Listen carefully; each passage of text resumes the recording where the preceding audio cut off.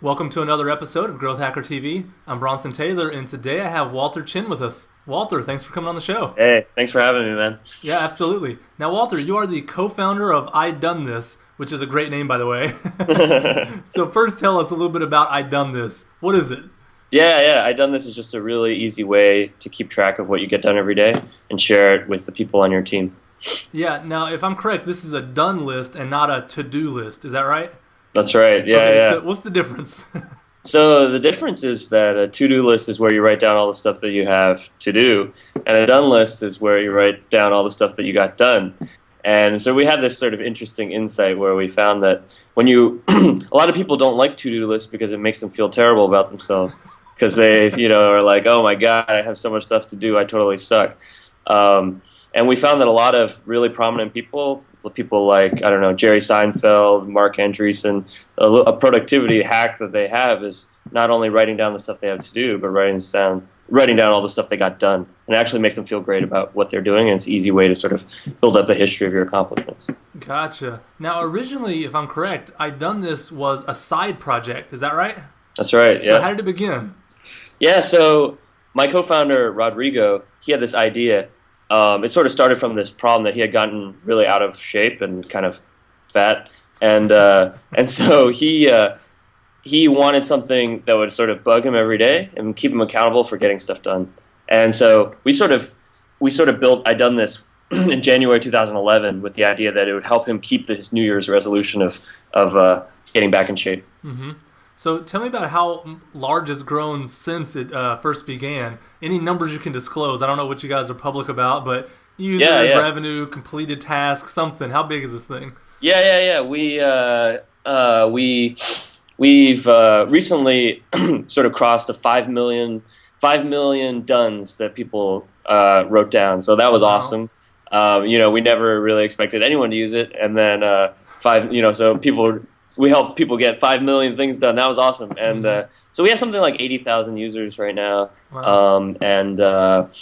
5 million things. And we're making probably close to 20K every month in recurring revenue right now. Oh, that's great. You didn't ask that, but I'm glad you disclosed it because it really gives us a handle on what you guys are actually doing there. So that's awesome. Yeah, exactly. So let's talk about the growth of iDoneThis a little bit, because that's what's exciting to this audience is how you went from a weekend project to help your buddy into 20K in monthly revenue and 5 million dones. Right. I read an article from BetaBeat, and they said that you all went from 600 to 6,000 users in a weekend. Was that kind of the weekend when you realized it might be more than a side project? Yeah, definitely. That's the sort of the weekend we decided, hey, let's start working on this more. Because the thing is, like, if you take a step back, iDoneThis is the only thing we ever built that anyone ever cared about at all. Okay, so you built stuff before this. Yeah, so we had built random stuff before. No one had used anything, and so like when we even had 600 users, we were like, wow, this is the most amazing thing in my entire life. And then when it grew to 6,000, like over a weekend, that was like something that made us really take notice. Okay, see, I didn't know you guys had tried other stuff before, and I'm the same way. I tried a lot of things before I found anything that even remotely worked. Do you feel like those projects before, even though they didn't work, were they a part of your learning experience, or were they just total garbage? Hard to say, yeah. I think in some ways they were total garbage. Like when I look back, I was like, well, that's the stupidest thing I've ever heard. But at the same time, I think, there is a lot to learn from it, if not just like going out and just trying to build stuff. Like stop talking about it, stop reading Hacker News, and like actually just build something. Even if it totally sucks, like that is like really a sort of empowering process. No, I totally agree. And just for me, I feel the same way. I look back on the things I did before, and the code is sloppy, the design is horrible, the ideas are childish. I mean, nothing about it like screams maturity. And yet, it was a stepping stone. I learned a little something every time I did one of those projects. And then when I started putting the pieces together, all of a sudden there was traction. So I'm a big, fan of just do something. And I tell people when they come to me and get advice about startups, I'm like, you have to assume the first few things you do are not going to work, but you have to do them anyway, or you can't get to the ones that actually do work eventually. So now it's cool to hear that your story is similar there. I think. No, please go ahead. Yeah, just to jump in, there are a lot of great posts about how like overnight successes take 10 years, and I think it really does. I mean, it's very true, and just like you just have to, every really successful person started out totally sucking, and so like, I sort of relish the fact that like I suck, and That's awesome. yeah, So let's talk about those first 600 users. Because like you said, you never had anybody use anything you did, and 600 was a big deal. And I agree, getting 600 people to do anything online, it may not mean anything in the world of Facebook's billion users, but when you're getting started, that's something. How did you get those 600? Was it just they heard about it, word of mouth? Was there some blog post? Was it something on Hacker News? Like, to get from 0 to 600 is something. Yeah, the short answer is we posted on Hacker News, and we did like this sort of show, Hacker News, where we sort of said, "Hey, I built this project, check it out," and a few hundred people signed up, and then it got picked up by the Next Web, so they wrote an article about it, and then that's how really we got those 600 users. But I think the real thing that we did to get the first 600 users was before that, before even posting it. We made sure that this was like really the first time that we made sure that we truly built an MVP, a minimal set of features, because we actually really built this thing in 2 days. And so even when we launched it with 600 users, we were doing a lot of stuff manually. So we were, sending stuff out, sending emails out by hand and all that. So I think really the key was getting it done in a really short period of time, and then like sort of and then telling people about it. Yeah, is that different than the way you did projects in the past? Yeah, absolutely. Like building stuff for like months and just telling nobody about it, and then like finally like calling someone and telling them about it, and they're like, "This sucks." It's like, okay, so this was like the opposite. Yeah, no, there's a lot of wisdom to that for sure. So you went from 600 to 6,000. Was that the result of more media attention from the Next Web and the Hacker News? Did it kind of snowball, or was there something else that led to that 6,000? Yeah, it didn't. It was more media, but it didn't snowball. It didn't snowball as in, because the Next Web wrote about it, all of a sudden everyone else is writing about it. That didn't happen. It happened actually. So after several months passed and people were still using it, we thought, this is interesting. And so we pitched a bunch of more media publications about it, just like ourselves. We didn't hire anyone. We just pitched them. We sent them short, concise emails with like a single message like, hey, we built this thing. And all of a sudden, we had prominent people using it. So Naveen Salvadura, who was the founder of Foursquare, he used it, and like some other prominent people started using the product. And so we sent a concise email to Lifehacker that said, "Hey, we built this thing. Like a few hundred people use it, including some very prominent entrepreneurs. Like you should write about it." And Lifehacker wrote about it, and Lifehacker is just crazy. So that's really what helped it take off. Yeah, and that email, when you say it was short and concise, I mean literally a couple sentences kind of thing. Yeah, like 3 paragraphs, a sentence each. Just like sort of outlining the main points. Gotcha. And then out of all the people you sent it to, Lifehacker was the only one that picked it up, or other ones did as well? They were just the biggest one? I think a couple other people picked it up, but Lifehacker was by far the biggest. Yeah, that's great. I'm just asking because people may want to imitate that and try to send off some of those emails and do their own PR a little bit, because you don't have to hire a PR agency. Sometimes you can use the angle with blogs like Lifehacker and the Next Web. Use the angle of, I'm a nobody. I built something nobody knows about, but here's some cool users that use it, and you may want to tell people about it. Like, exactly. Use your kind of nothingness to your advantage because you don't have to seem big, right? That's exactly right. And every time I've tried to hire PR and thinking like, we should like do this right, it's like totally flopped.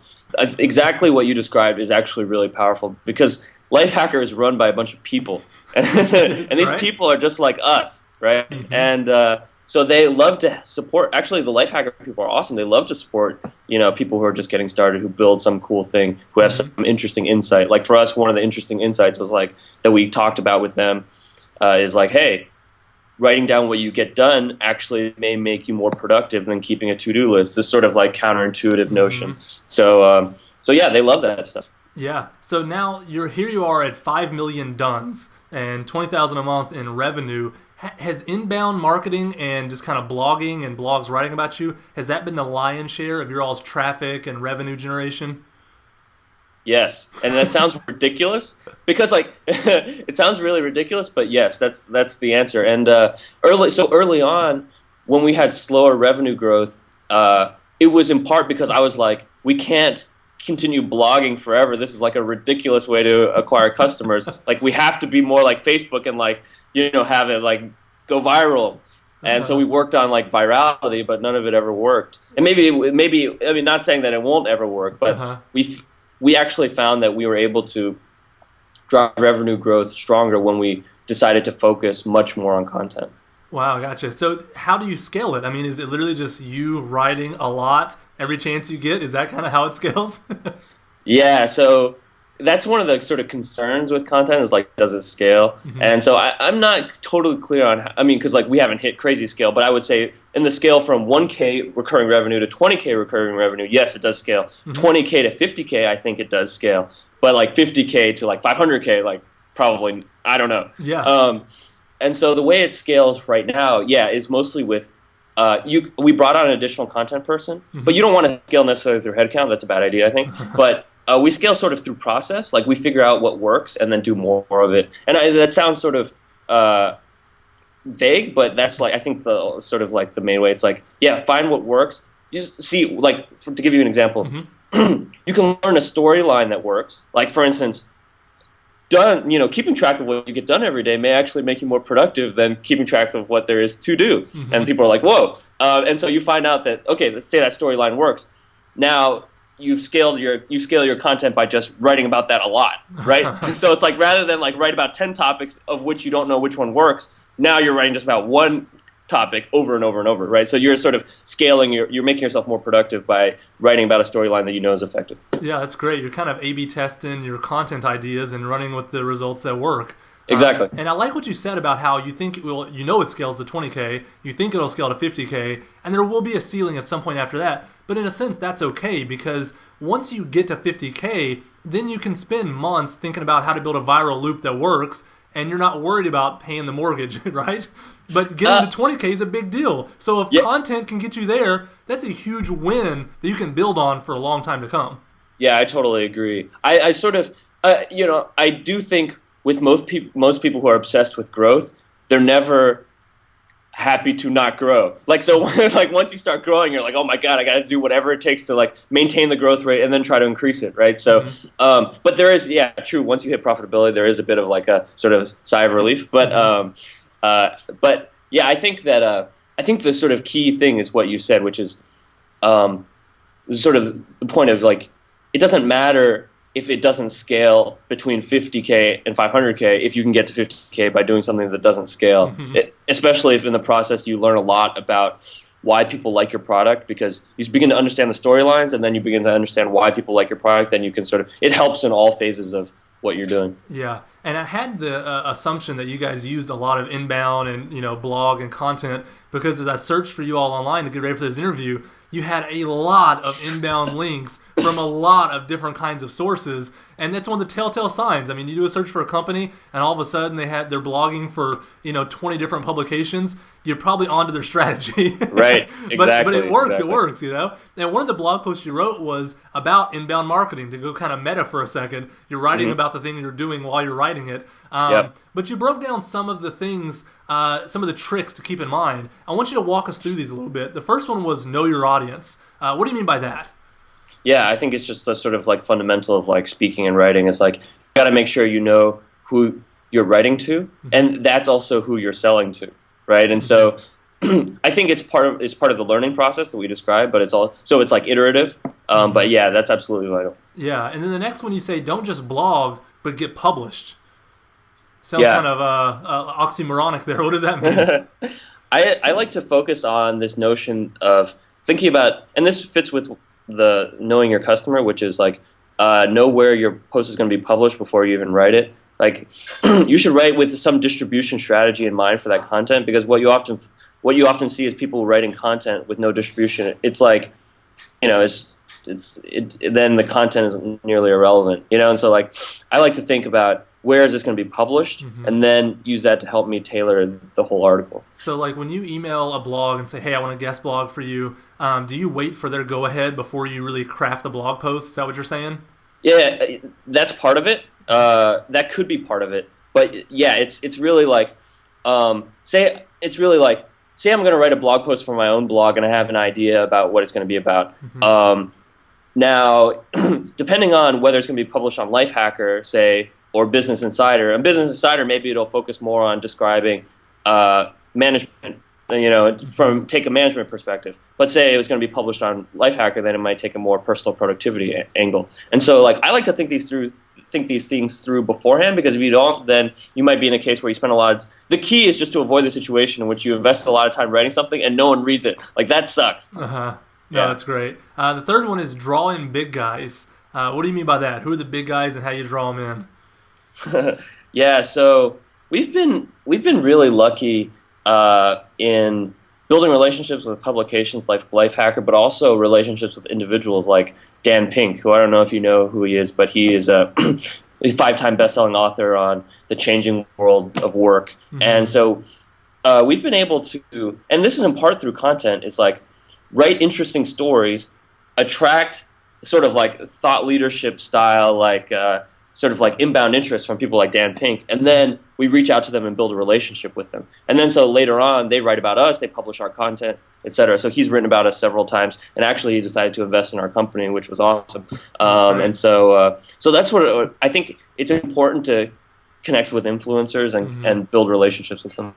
And then the fourth one is follow up. Who are you following up with? Everybody? Yeah, following up with these influencers, and saying thank you for sharing, and following up with anybody who's willing to share your article. Mm-hmm. Because like if you imagine some people, like if you ask someone the question like in a black box, like what is the purpose of content, you might get several different answers. Mm-hmm. And I would say that the primary purpose of content is to be shared. And so like if someone shares your content, you got to say thanks. Like you did that for free. Like you did something that I wanted you to do, that I hoped you would do, mm-hmm. and I didn't have to do anything. Imagine like in the past, the notion of advertising is the notion that I have to pay you to actually read my message. Mm-hmm. But you shared my message, and I didn't have to do anything. Like that's incredible, right? Yeah. So I say it's absolutely critical that you say thank you to those people, because like they're the lifeblood of what you're trying to do. Yeah, no, that's great advice. Now, besides inbound marketing, have there been any other channels that you guys have tried that have performed? Have you tried pay-per-click? Have you tried, fill in the blank, affiliates, incentives, anything else? Yeah, I think we've probably tried all of them. Yeah. And none of them worked, but I wouldn't say that they don't work. I would just say that I think the real problem is like when your attention is... So let me take a step back. Mm-hmm. I would say there are people who are really experienced doing certain things, like doing like PPC or whatever, doing like viral channels or whatever. Like you just heard my history. I don't have experience in anything. So like so it's not like when I decide to spend half of my day or like 20 minutes out of my day trying to do AdWords that I actually know what I'm doing. Like in other words, like I'm splitting my time between something that I actually have no clue what I'm doing. So like ultimately it just became a waste of it was I think more of a problem of focus than it was like really a problem of like the channel itself. Mm-hmm. And so I think most early stage companies can probably only really focus on one channel. Mm-hmm. And so like it was a hard lesson to learn, because like I was like, oh man, we need virality, we need like advertising, we need like content. Mm-hmm. But and ultimately like when you do multiple things, they all struggle, and so like we decided to focus 100% on content. Yeah, that's an awesome insight right there, because the inverse is also true. The people doing pay-per-click and they know what they're doing, they may not be able to write a blog article to save their life. And I mean, for them to do that, it may be wasting their time, because they can't build inbound content. They don't know the emotional triggers that work for a headline and all that stuff. And so it really is just using what you have at your disposal and not necessarily trying to be like someone else all the time. Is that right? Yeah, absolutely. I think one mistake I always make, and I always see people making, is, it's like seeing an article, one way I made $30,000 in 5 minutes. It's like, oh God, I have to read that, and it's like, oh, this is easy. It just takes 5, and I'm like, oh, I have to try that, and then I try it, and like I inevitably waste time and money, easily distracted, and so like ultimately, I think. The analogies between other companies often just fail, and like you really need to find what works for you. Leveraging mm-hmm. other people's knowledge, but really trying to think about it in the context of like your own product. Yeah, because if you can find one thing that works, that's one more than most businesses have ever found. Exactly. So you don't need to find 10 necessarily right away, especially. So to find one, that's a good thing. Now, if you find one, you should just like, just like praise Jesus, like that's crazy. Exactly. Yeah. Exactly. Now, as you look back at kind of the journey of growing iDoneThis to where it's at now, what have you learned most about growing a product? And I know you've already covered some of it, but anything we haven't covered that you really take away as like, all right, I'm going to remember this about growing a product after going through this experience? Yeah. I think that's growing. Yeah, I think that's a really good question. I think it's a really tough question because I think what you ultimately find, and this is something I learned. Like I used to do a lot of math, and like you'd find that like in math, you think that it's like honing your reasoning abilities like from an abstract standpoint, but really it's learning a bunch of small tricks. It's like this is like that problem I solved before where I employed this little trick. And I actually find that growing a product is very similar. It's like everyone is always talking about these like broad overarching concepts. It's like emotional triggers, or like I don't know, like sharing, social media, I don't know, but what you find is it's a lot of little tricks, and actually I find that that's like one of the interesting parts, but also one of the difficult parts, because like as you hire, it's hard to convey those to other people. It's like a bunch of little tricks. It's like, why aren't you doing this exactly the way I would do it? But it's like a bunch of little stuff, like how do you write an interesting headline? For instance, in content, it would be like, how do you write an interesting headline? How do you like write an introductory paragraph that's interesting? Like, how do you intersperse like multimedia and text, and how do you get people to share, et cetera, et cetera, et cetera. No, I love that idea right there, because it really hits upon something that we talked about earlier. Have you had to do a lot of projects and fail a lot? But really what you're doing is you're accumulating a lot of small tricks, but you never pulled them together enough to make the whole thing work. But then when you get to the point that there's a kind of a tipping point of the small tricks, you can really make something happen. And another thing is, there's this debate that I can kind of like feel starting to begin within growth hacking, and it's this idea of, okay, there's the high-level principles on one side. It's almost like the scientific method of growth hacking, which is awesome. You run things through an experiment, you have a hypothesis, you're A/B testing, whatever, and then the end result is this small trick that works. And then some people gravitate toward the small tricks and they ignore the scientific method that got there. And there's a valid point on both sides. You need to understand the process that got people there in the first place and why we're doing it. But then you also need to know just how to implement the small trick, even if you don't understand all the high-level concepts associated with it. And it's somewhere in the middle there of understanding both that I think gives a growth hacker just a great arsenal to pull from. But you can see people on both sides kind of throwing stones at the other side, so it's funny. Yeah, I think that's really interesting. And, Andrew Chen has this interesting blog post, which is like the law of shitty click-throughs, which he makes a point, which is like, as soon as anyone knows a channel of acquisition that works, it's going to get worse and worse. And so you constantly need to be like it's sort of the fun part, but the sucky part, which is like, it's always like you constantly need to be innovating new ways to grow, because like you can see it with content now, because content marketing is growing so much. There's so much content out there, it's even harder to get people's attention. And like you could just measure, for instance, like in the amount of submissions to Hacker News. Used to be like it's really easy to get on the front page of Hacker News. You only need like 3 upvotes in like within a 30 minutes to an hour. Now it's like crazy. There's like just like a stream of content, constant stream. So yeah, I think it's interesting. You want to learn these sort of like general principles. At the same time, you have it's like they're irrelevant unless you're actually applying them, because the tricks are changing constantly.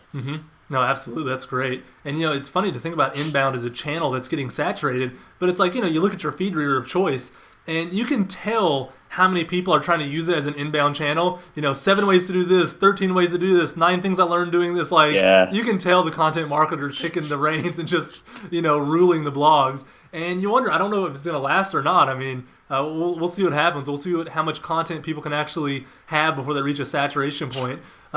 Speaking of content again, you actually wrote another blog post, which I thought was interesting, which talked about why your startup shouldn't scale. And I wanted you to talk us through this a little bit. What do you mean when you say that a startup necessarily shouldn't scale at some point? Yeah, I think that you see a mistake that a lot of first-time founders make, which is that startups are cool because they scale, therefore I must do stuff that scales. And Paul Graham has this post recently where he says, do stuff that doesn't scale. But I actually think it's stronger than that. It's like, you shouldn't scale. You actually shouldn't scale until you know what you're doing. And I've seen a few companies take this to an extreme. So in other words, like if you imagine yourself in their shoes, you're growing your monthly revenue really quickly, and I would have probably scaled the startup sooner because I'm an idiot. But these people did it for a while. So I know 2 companies just personally, a company called Zirtual that does virtual personal assistants for people. And they, for a year and a half, built literally no technology. Well, I don't know if it's literally, but they built like no technology. So they just had a website, and anytime someone signed up, it would send an email to like the CEO, and she would have to spend like 45 minutes adding a new customer by like adding to certain spreadsheets and then like getting them hooked up to like their personal assistant, etc. It was all manual, and for a year and a half they didn't build any technology on the back end. A year and a half. That's crazy. Yeah, that's a long time. Yeah. We're talking about tens of thousands in revenue, and eventually a few months ago they announced they raised $2 million, and so that to me is an example of really trying to nail it before you scale it. Yeah, now connect the dots for me really clearly. Why is that a good thing that they got an email and manually input stuff for 45 minutes? Talk to me about how that led to something good down the road. You know what I mean? Yeah. So the CEO of Shopify, a guy named Toby Luque, who is like awesome, he told me something which I really resonated, which is like whenever you go to anyone for advice, everything they say is actually probably true. But it doesn't matter. It's not helpful. Because what's most important is not what to do, but in what order to do things. And like so, it's like it's obvious you should like I don't know. I don't even know. It's like obvious that you should build technology at some point. The question is like when, and the order of operations really matters. And so like it's really important, I think, not to scale your technology, because the technology these days is rarely the biggest risk in your company. The real biggest risk is like building something that people don't want and wasting time and energy and sort of emotional energy doing so. And so that's why it's so vital to like really nail what people want and figure it out before you build the technology. Yeah, I like what you just said about the order of operations, because I think about that with Growth Hacker TV, for instance. That's my latest project, and there's a lot of things on my to-do list, and there's a lot of things on my done list, but when they get moved from one list to the other makes all the difference, because there's things I'm not going to do yet, not because they're not important, not because they're not true things that need to be done, just because we don't have the resources and it's not the biggest win. I don't have leverage there yet. And so my question to you, though, is how do you know the order of operations for your business? Because I think about myself personally, and it's almost like it's just in me. Like I just know because of past experience what order to do things in. So I can, navigate the environment. I can tell the team members what's up today and this week and this month. Is there any better method? Am I doing it wrong? Or is it really just you have to get to where you know it? Yeah, that's a really hard question. I would say you're probably better at it than I am. I totally suck. So like I'm terrible at it. And I find that the more, even so, like there's a company called Wistia that does video hosting for businesses. They're awesome. They make a ton of money. And the CTO and co-founder, a guy named Brendan, told me that you should the way to deal with this problem is do 10x thinking, 1x doing. Okay, and so I don't know if I've only been doing 5x thinking, but he said even given 10x thinking, it's still really hard to figure out how what order to do things. Break that quote down. What is 10x thinking and 1x doing? Because it sounds good, but I don't know what it means yet. Right. Sorry, and I don't know. So it means for every minute of doing that you plan on doing, you should have been thinking about it for 10 minutes. Okay? And so like the ratio of thinking, there should be an order of magnitude more thinking than there is doing. Gotcha. But and I take that advice and I try to like recently we did something where we did this change in the way we like took credit cards, and I did some math on it based on and I took estimates from different data points. Like I feel like I did it all right, and when it was done, I was like, oh my god, why did I do this?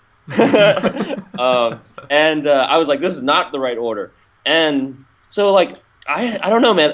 It's one of my biggest struggles right now, and I think I suck at it. But I would say that identifying the problem, at least, is something that has been helpful, kind of. Yeah. And so I think I would sort of bring it to your attention as someone who's trying to grow something. Like, hey, this is really important. Maybe this is the reason why you're not succeeding. But I would say, like, if you took the next step and were like, okay, so what can I do? I'd be like, okay, I was going to stop you right there. I don't know. I suck at this.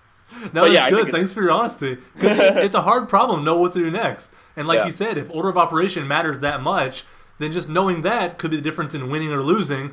But obviously, we're all still losing a lot, so we haven't figured out the order of operations completely. So right. I think you're Now, as I've done this transition from a side project to a full-blown business, Was it hard for you to make that transition? Did things have to change in kind of the way you conceptualized it or thought about it or approached it?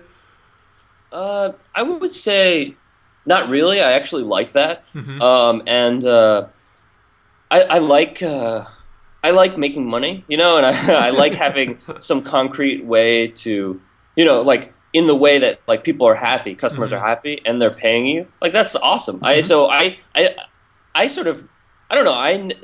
I never thought I would run a business, and I actually thought it was like in my naive startup days. I was like, oh yeah, it might be possible that I could build a product that could get 10 million users or something like that. Mm-hmm. But I never thought, oh, I could build a product in which I was making $10 million. Like I thought actually that was much harder. Mm-hmm. And But I found the transition to be kind of easy and gratifying because it's like Mm-hmm. because like with when you, for instance, when you're building a side product or when you're building just a regular consumer product, it's hard to really nail down what you're trying to grow, the metric you're trying to grow. It's like I'm measuring the number of logins or something like that, or like the number of discrete actions, and I'm doing it on a weekly, monthly, yearly, number percentage of user base on a weekly, monthly, etc. And it's like, and then there's all these questions like, why is this the right engagement metric, and like, what happens when you break it down by cohort, blah blah blah. And that's all true for money. That's all true when you have a real business. Nevertheless, at least you're making money. Like in other words, like okay, it's like okay, yes, the engagement is this, the blah blah blah. But like, how much money am I making? It's like there's a much more concrete way to identify what the key metric is and then grow that metric. And I think that actually really helps with growth. Yeah, no, absolutely. I'm glad you said that because as I even build, the back-end analytics panel for my projects, the first block of analytic on all of them is how much money we made and how much money we're making and how much money we're going to make. Right. Those are the numbers that matter to me because, retention is really important. But if I make more money next month than last month, I'll get over whatever the retention is. Other metrics matter, but if I'm making more money next month than last month, like I'll get over it. I'll figure out a way through it. That's not going to end things for me. And so you're right. I mean, at the end of the day, a business is about making money. And as a growth hacker, if we get too caught up on analytics for the sake of analytics, then we're kind of missing the point of what we're doing in some sense, I think. Yeah. So I like that. Now, concerning the product itself, you guys, it seems, have kept things very simple and lightweight as I think about the product and how it works. Is that on purpose? And if it is, why do you lean toward kind of simplicity with your products? Yeah, I think simplicity is something I like. So I think it's important. I think if you look at the sort of market of SaaS products, I guess what you see in general is like trending towards simplicity, trending towards solving a single problem like really easily and well. And so I think so. It's part of some important trends, I think, and I think in general it's just the kind of tool that I want to use. So I think that's why we're building it. We want ultimately it's really important to build something that like we ourselves use and like find really useful. And so I think that's a simple answer to that. Yeah. Do you think people like it or love it more when it's simple in your experience?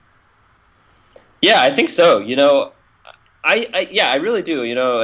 See, I can't. It's hard to tell because it's hard to like take ourselves out of this like current design paradigm that like say Apple's put us in or whatever. Right? It's like very simple, elegant products or whatever. But as someone who's you can imagine being like someone who lives in like Japan or something and looking at and preferring to see like websites with a bunch of animated GIFs and junk like that. I don't know, and then being like, oh, this is like the way the product should be designed. Like so.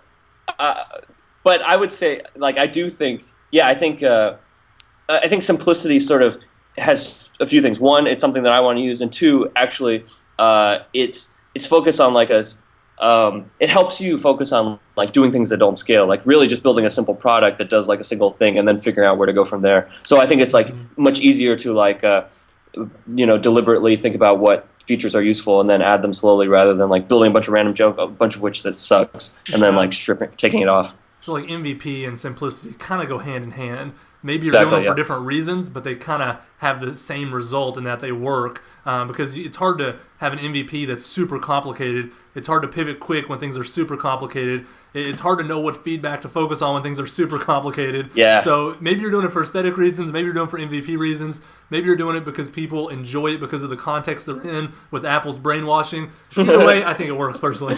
Yeah. No, it's actually true too, and it's not just simplicity of like the way the product works, but also simplicity of code. You know, it's like, and that goes to like your ability to iterate and.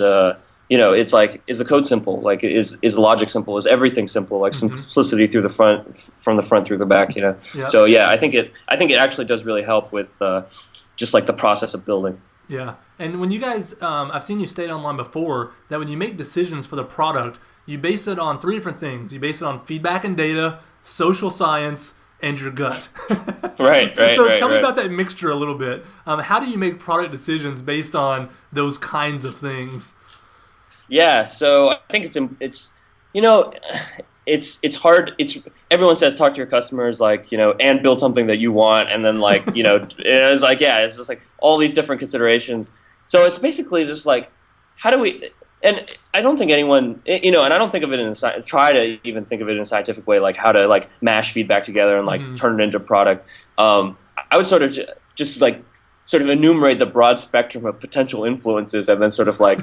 And then say like there's this indescribable, you know, then there's the things that you can't describe that drive the product, and it's like, you know, and then ultimately like the product is just like some, you know, miracle, you know, it's like a miracle in itself. It's like birthed from some place that's like a mishmash of like a bunch of different stuff. So that's sort of the attempt to articulate that idea. So it's more an attempt to say what not to do. Like you can't just listen to customers.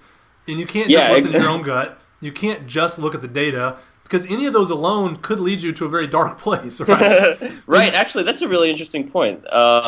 So yeah, I would agree with that. And you know, it's interesting. I think that there's sort of like, and you see this too, this tension. It's always like, you know, growth hacking is about the arbitrary, you know, focus of like making numbers grow. It's not about like making great products, you know, and then like, oh, but like. You can't make a great product. You can't just build it and expect people to come. You have to like, you know, it's always like you know, these like two sort of warring camps, and I think it's, you know, it's always, you know, it's just like a unhelpful, but like it's obviously just a mishmash. You know, it's a mashup of the two. Like sometimes you have to like really focus on growing a metric, and then sometimes you need to focus on like what is the core and what is the soul, the sort of ineffable soul of what I'm trying to do. I like that. That's great.